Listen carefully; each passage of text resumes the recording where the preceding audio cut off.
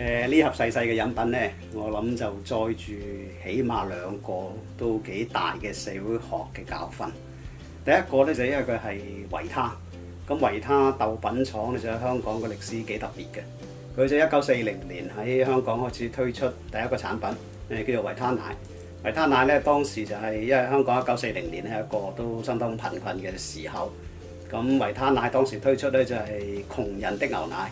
即係當我哋嗰啲瘦仔瘦女飲唔起牛奶，但係又想快高長大咧，其實就靠飲維他奶。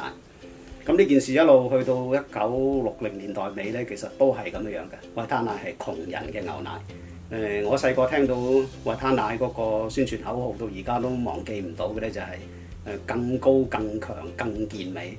即係飲咗維他奶咧，係快高長大、營養飲品。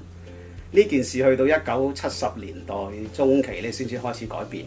咁呢個同香港社會個變化咧就息息相關，即係香港社會本身變得比以前更加富有，學校裏邊都唔少肥仔肥女噶啦，已經唔需要靠飲維他奶去快高長大。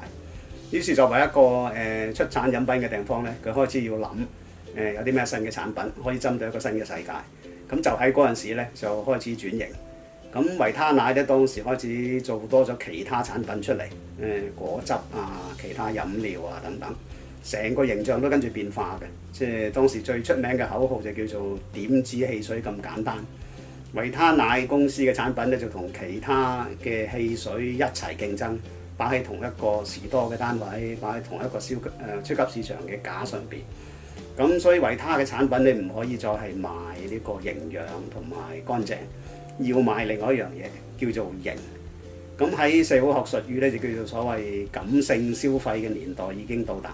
我哋買一盒飲品咧，唔係因為想吸收營養，而係想變得更加有型。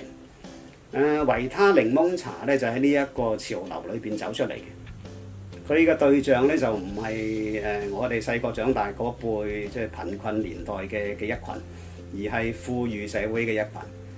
16至25歲，袋裏邊充滿咗錢，前邊充滿咗一片朝氣。當佢哋要拎起一盒檸檬茶嚟飲嗰陣時咧，佢哋諗緊嘅唔係快高長大，而係有型有款，即係有潮流、有新嘅感性。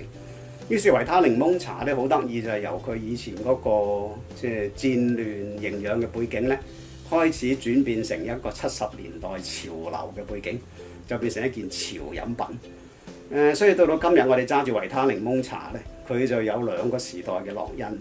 一咧就係佢係維他嘅產品，於是佢係老字號，有一段好長嘅歷史。但係佢亦係70年代嘅產品，係香港飛黃騰達嘅時候，既年青又有背景。所以我好有印象就係佢維他檸檬茶喺09年之後開始推出嗰一系列嘅宣傳廣告，咁就揾咗潮人歐陽靖咧，同埋過氣潮人，即係當時啦尹光先生咧，就兩個一齊去 rap 嘅。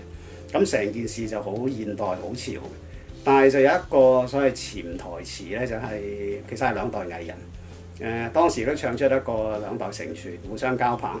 維他係老字號，檸檬茶係新產品，一個橫跨兩代嘅傑出嘅飲品。唔單止有型，更加充滿咗即係香港歷史發展嘅足跡。所以今時今日，如果我哋嚟社會學系即係了解學科嘅學生咧，揸住呢一盒嘢喺手咧，其實應該起碼有兩種感覺，一就係有型，二就係有歷史感。我諗將來大家入嚟讀社會學咧，一定會好多機會再去繼續有型，同埋繼續探討香港歷史嘅發展。